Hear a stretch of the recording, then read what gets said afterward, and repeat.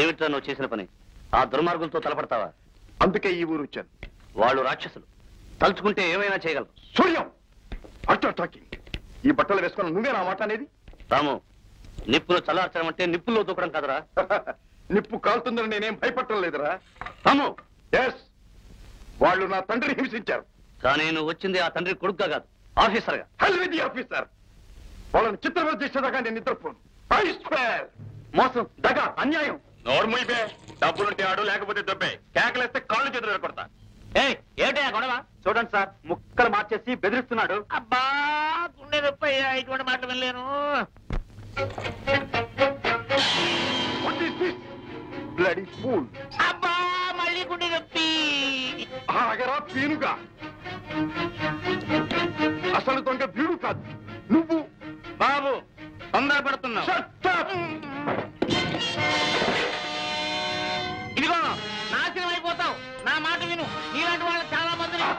నోర్ముయిరా కుక్క. Come on.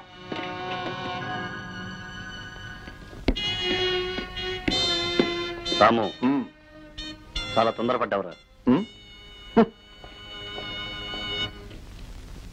నేనేం పొరపాటు చేయలేదు సార్. ఇన్స్పెక్టర్ గారికి భైరవయ్య గారి మీద కోపం ఉంది. ఆ కోపంతో వారి క్లబ్లో పేకాట ఆడుకుంటున్న నా మీద కేసు బనాయించారు సార్. No your honour. ఇతను పేక ముక్కలు దాచినట్లు చూచిన ఆ పెద్ద మనిషి ఇందుకు సాక్ష్యం. నేనేం చూడలేదు సార్. నేను అప్పుడే లోపలికి వచ్చాను. పైగా ఈ ప్రభు నా మిత్రుడు, చాలా నిజాయితీపరుడు సార్. ఈ రాము గారి తండ్రి గారి కాళ్ళు ఎవరో విరగొట్టారటండి. పచ్చ కామెల రోగికి ప్రపంచం అంతా పచ్చగా కనిపించినట్లు వీరి దృష్టిలో అందరూ అవినీతి పరుల్లా కనిపిస్తున్నారండి. ఆ లోపం వారిది గాని మాదేమీ కాదండి. నేను నేరం చేసినట్లు ఒక్క సాక్ష్యం చూపెడితే జైలుకే కాదండి, సరాసరి నరకానికి వెళ్ళడానికి సిద్ధంగా ఉన్నాను సార్.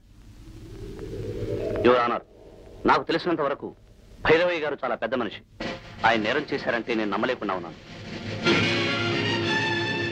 కేసు రుజువు కానందున ముద్దాయిలు భైరవయ్య ప్రభులను కోర్టు విడుదల చేస్తోంది.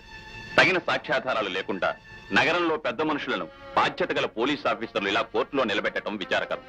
ఇక ముందు సిఐడి ఇన్స్పెక్టర్ రాముని జాగ్రత్తగా ప్రవర్తించవలసిందిగా court హెచ్చరిస్తోంది.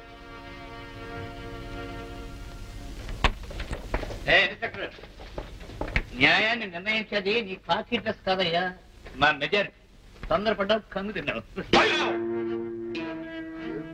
Dog will have its day.